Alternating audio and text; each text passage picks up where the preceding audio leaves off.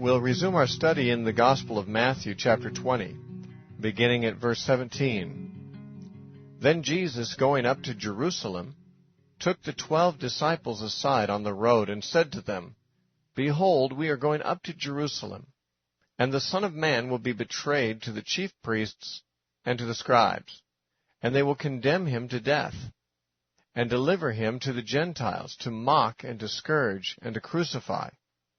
And the third day he will rise again. Now, this is actually the third time that Jesus has spelled this out to his disciples, but it's much closer to the actual time of fulfillment than the other two times. Some time earlier, probably months earlier, Jesus had been at Caesarea Philippi, and that was the occasion when he had said to them, Who do men say that I am?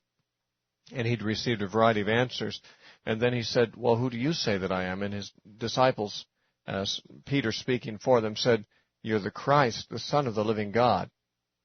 And Jesus was glad to hear that Peter understood this, because there had been some setbacks in terms of Jesus' popularity recently. The 5,000 had ceased to follow him because he had spoken of eating his flesh and drinking his blood, and he'd experienced a sudden deflation in his popularity.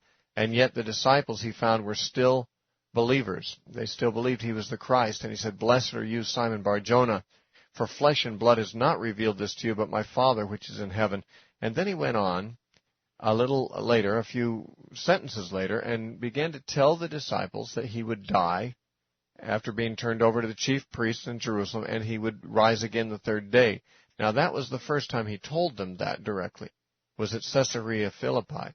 And a short time later, he was on the Mount of Transfiguration, and coming down from the mountain, he told them again the same information. The Son of Man is going to be betrayed into the hands of men. The chief priests are going to kill him, crucify him, and on the third day he'll rise again. Now, we are told specifically in the Scriptures that on that second occasion where Jesus made that prediction, his disciples discussed among themselves what he could possibly mean by rising from the dead. They didn't know if he was speaking literally or non-literally, and they just didn't quite get the picture. And now, much closer to the actual event, we have Jesus telling them again. So no one can claim that Jesus didn't warn them that what was coming. He says, Behold, we're going to Jerusalem, and the Son of Man will be betrayed to the chief priests and to the scribes, and they will condemn him to death, and deliver him to the Gentiles to mock and to scourge and to crucify. And the third day he will rise again. Now, they didn't quite understand that. Even after Jesus died, they did not understand until his resurrection what he was predicting. Apparently, they were just on a different wavelength. They just weren't in a position to really have that information stick in their minds and understand what he was talking about. Not that it was difficult, not that it was obscure, but some people just hear what they want to hear, and they screen out things they don't want to hear. And so they certainly didn't want to hear that he was going to be crucified. And so they probably screened out everything he said at that point and didn't even hear when he said, and rise again the third day. Ironically, in verse 20 it says, Then the mother of Zebedee's sons came to him with her sons, kneeling down and asking something from him. And he said to her, What do you wish? And she said to him, Grant that these 2 sons of mine may sit, one on your right hand and one on your left, in your kingdom. But Jesus answered and said, You do not know what you ask. Are you able to drink the cup that I am able to drink, and to be baptized with the baptism that I am baptized with? They said to him, We are able. So he said to them, You will indeed drink my cup, and be baptized with the baptism that I am baptized with, but to sit on my right hand and on my left hand is not mine to give, but it is for those for whom it is prepared by my Father.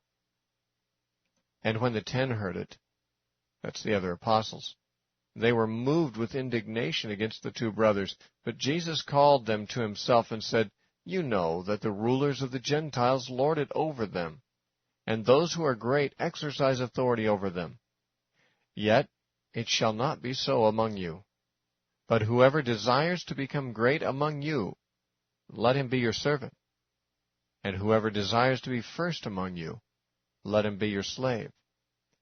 Just as the Son of Man did not come to be served, but to serve and to give his life a ransom for many. Well, this is really an amazing thing, because Jesus was speaking to them about his death, his impending death.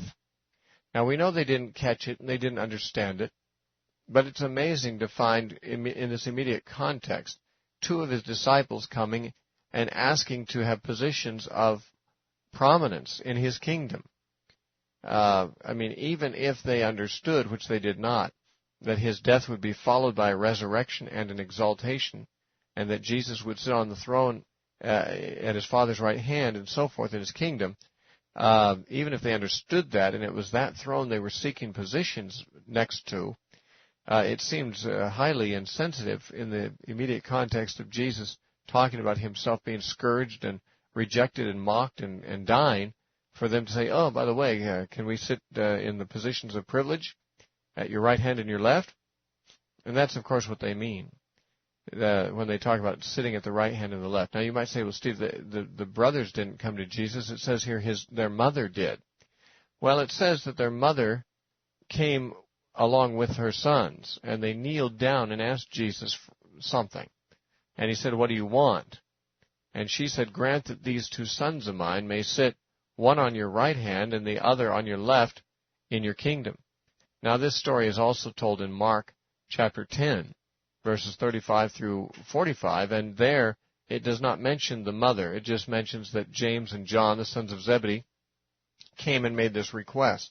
Matthew simply gives us more detail. They did not come alone. They brought their mother, and they allowed their mother to speak on their behalf.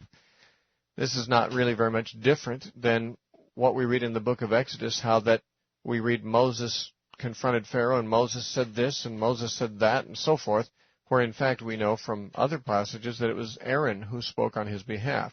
Aaron and Moses together went to Pharaoh, and although Aaron was the spokesman, he was the spokesman for Moses, and therefore the narrative reads that Moses said such and such. Now, it's not that he said it with his own mouth, but through his spokesman.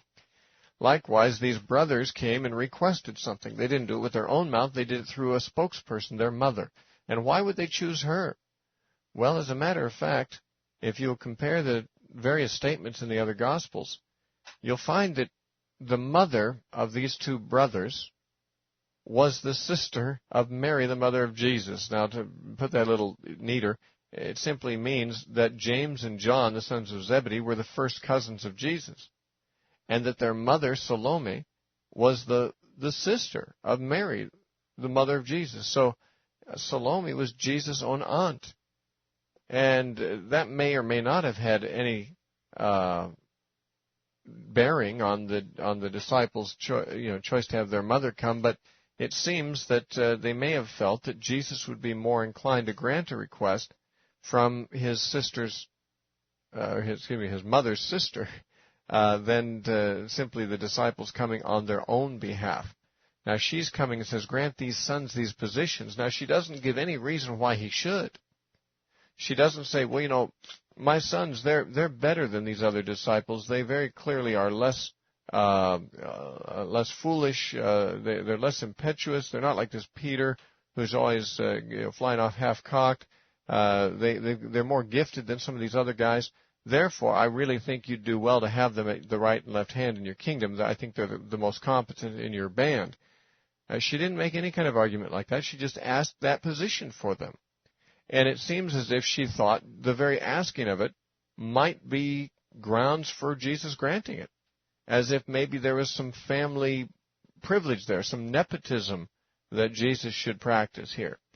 In any case, Jesus did not grant it to them.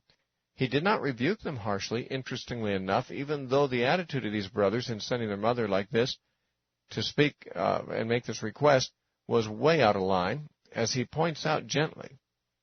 He doesn't really address it as the sin of pride and egotism that it is until the other disciples complain about it. But before that happens, Jesus, perhaps speaking gently for the sake of his mother's sister who was there making the request, Jesus answered and said, you don't know what you're asking. to sit at the right and left hand of Jesus in the kingdom, you don't know really what you're asking. For one reason, because you don't know what the kingdom is. You see, they thought that the kingdom was going to be a political kind of a kingdom with political honors to be given to the favorites. You know, that's what happens in earthly kingdoms. Now, a few verses later, Jesus very distinctly says that's how the rulers of the Gentiles do these things. But it shall not be so among you. He wants to make it clear to his disciples that his kingdom is not going to operate on the same principles of authority and privilege as the kingdoms of the Gentiles do. But they didn't understand that, because they thought the kingdom of God under the Messiah would be very much like the kingdom of Israel under David. There was much reason to believe this, because much of the prophecy about the king and his Messiah, the Messiah and his kingdom, many of the words in the Old Testament prophets about this subject were cast in language reminiscent of David and his kingdom. The Gentiles will serve him, and so forth. The Jews will be prominent. And so the disciples, along with most Jewish people, hoped that when the Messiah's kingdom would come, that it would mean the Jewish people would be prominent over Gentile people, and that they would have a kingdom that was, very much like any other kingdom, where there would be a king and his cabinet and his staff and his privileged few and so forth, the inner circle. And this is what the disciples were hoping for. They were hoping for positions of authority and power and privilege in the kingdom they hoped would be soon emerging. And that's why Jesus said, you don't know what you're asking. First of all, the kingdom we're talking about doesn't have the kind of privileges attached that you are craving. It has privileges, and that is for sure, but they are of a different sort. They are not the privilege of being able to rule over people. That's not what the kingdom of God offers to those who are its favorites, if there are favorites. It does not offer them the privilege of ruling over people, but of serving people. This is a kingdom of a spiritual sort, and the best kind of leadership is servanthood. Now, he gets into this a little later here in the same passage, but he's saying, you're misunderstanding what I'm talking about when I talk about my kingdom. And what you're asking for is something that you don't know what it really involves. As a matter of fact, to be great in the kingdom is going to require dying to yourself. It's going to require drinking the cup that I have to drink, and being baptized with the baptism that I have to be baptized with. Now, this reference to being baptized with the baptism that Jesus must be baptized with is an unusual reference, because the word baptism means to be immersed. That's what the Greek word baptizo means, is immersion or submersion, or being overwhelmed in liquid, in water, or something like that. And thus the Bible speaks about John baptizing people in the river, and Jesus baptizing, and the apostles baptizing, and so forth. And this always, well, not always, but many times refers to immersion in water. There are other baptisms referred to in the Scripture. There's a reference to being baptized in the Holy Spirit and in fire. These are other immersions of another sort, not a physical sort, but they are nonetheless ways in which the word baptism is used. In this connection, Jesus is talking about his sufferings. And the baptism that he must be baptized with means he's going to be overwhelmed. He's going to be immersed in suffering, in pain. And he says to them, you want positions analogous to my own, second only to my own in my kingdom. And yet, are you able to pay the price to get there? Are you able to be baptized with this baptism that I am baptized with, and to drink of the cup that I must drink of? This cup Jesus also referred to, of course, in the Garden of Gethsemane. You'll recall when he prayed there, he said, Father, if it is possible, let this cup be taken from me. Let this cup pass from me. And when the soldiers came to arrest Jesus, and Peter drew his sword in order to defend Jesus, Jesus said, Peter, put away your sword. The cup that my Father has given me, shall I not drink it? In other words, the cup of suffering and of death. Now he said, this is what I have to drink. Are you willing to drink this too? Are you able to do so? Are you able to have this baptism and to drink this cup? Now the disciples had no idea what he was talking about, and so they simply said, sure, we're able. Why not? You name it, we'll do it. And they said so glibly because, of course, they didn't fully understand at all what Jesus was going to go through, and much less what they were going to go through, and it's not clear whether they would have been so eager had they known. But they nonetheless figured, well, whatever it takes, yeah, we'll do that, whatever. We're able. And he said to them, you will indeed drink my cup and be baptized with the baptism that I am baptized with, but to sit on my right hand and on my left is not mine to give, but it is for those for whom it is prepared by my Father. So Jesus indicates, okay, I'm glad you said you're able to be baptized with this baptism and drink this cup because you're going to have to do that. However, I can't really offer you the positions that you're requesting because they're not mine to give. I myself am under my Father's authority, doing His will, and He also has prepared those positions for whoever He wills. Now, it's interesting that Jesus' words do suggest that perhaps there will be positions of this sort at His right hand and His left hand. Maybe there are such positions available. He does not say who will possess them, nor does He indicate that Christians ought to be concerned about who will possess them.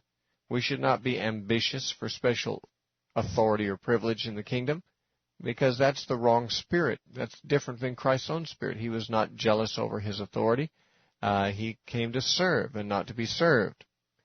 So anyway, there may be, a time when we will discover two persons who actually sit at the right and the left hand of Jesus, but He didn't say who they would be, and He didn't even necessarily say He knew who they would be. He said that whatever those positions were, that it was the Father's prerogative to give, and therefore, even though He might wish to give them to someone, that would not be within His realm of authority to do. So they're asking the wrong person. They're asking Jesus for privilege that He isn't even in a position to confer.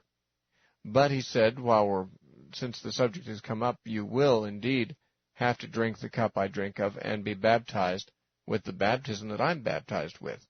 Now, James, one of these two men, in fact, was the first of the apostles to die a martyr. Stephen, the first Christian martyr, was not an apostle.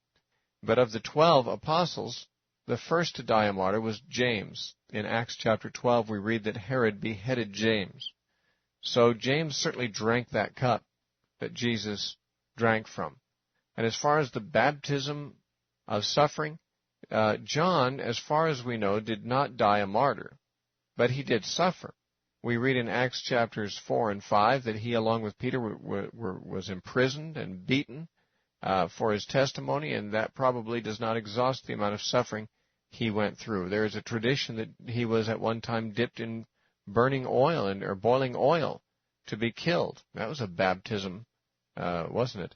But actually, according to the tradition, he was spared supernaturally. He was not hurt by this immersion in boiling oil, and therefore he was banished to the island of Patmos, where he had the visions that became the book of Revelation. That is the same John. So these men did experience sufferings, but we do not have any reason to believe that they are currently at the right and left hand of Jesus, since Jesus Himself said He couldn't give that, He couldn't promise that, and more importantly, you shouldn't be concerned about it. It is a wrong-headedness on the part of the disciples that makes them want special privilege in His kingdom above others. It is the spirit of Christianity to wish good things on others, not on oneself principally, especially in a situation where for you to have privilege would be depriving others of it. If there were indeed just two positions, a seat at the right and a seat at the left hand of Jesus, that would mean that whoever occupied those seats did so at the expense of the others, because there's only two seats. And therefore, to desire those two seats is to desire that others not have them. It's a little different if you're desiring a privilege or some benefit that everybody could have, and that your desiring of it does not in any sense put you above others. But they were desiring a position that would put them above others. And this is certainly not the kind of spirit that Jesus desired to encourage in His disciples. Even earlier on in chapter 18 and verse 1, at that time the disciples came to Jesus saying, Who then is the greatest in the kingdom of heaven? Similar kind of concern. And Jesus called a little child to him and set him in the midst of them and said, Assuredly I say to you, unless you are converted and become as little children, you will by no means enter the kingdom of heaven. Therefore, whoever humbles himself as this little child is the greatest in the kingdom of heaven. Now, here we have the disciples on more than one occasion concerned about their own greatness, their own status. And Jesus discourages this attitude, and you know, what's amazing to me is how gently he does so. To my mind, the attitude should have called forth fairly strong rebuke from him. But we have to be careful about how we judge these men, because we have been instructed by Jesus in these areas and the rest of the New Testament in ways that they had not fully. They were still pretty much products of their age, and we are more products of a Christian age, or at least of a time where Christian revelation about the need for humility and service and surrendering our position for others, those kinds of teachings have really permeated our culture because of the Bible's influence upon our culture. And therefore we are less excusable if we would have such attitudes as they had. They were really just beginners in Christianity, and they were very, very ignorant of the kind of spirit that Jesus was calling his disciples to have. These same two men, on another occasion in the Gospel of Luke, asked Jesus if they should call down fire from heaven on certain cities that refused to show hospitality to Jesus and the apostles. They said, Lord, should we call down fire from heaven on them like Elijah did? And Jesus said, You do not know what manner of spirit you are of. For the Son of Man did not come to destroy men's lives, but to save them. These people, the sons of thunder, James and John, often were a little bit like Peter in jumping to conclusions and especially in misapprehending the kind of person Jesus was and the kind of persons he was calling them to be and the kind of kingdom that he was bringing in. Next time we'll take a look at his answer to them a little more closely, because it is very important that we not miss this lesson. It has been missed too much by the modern church.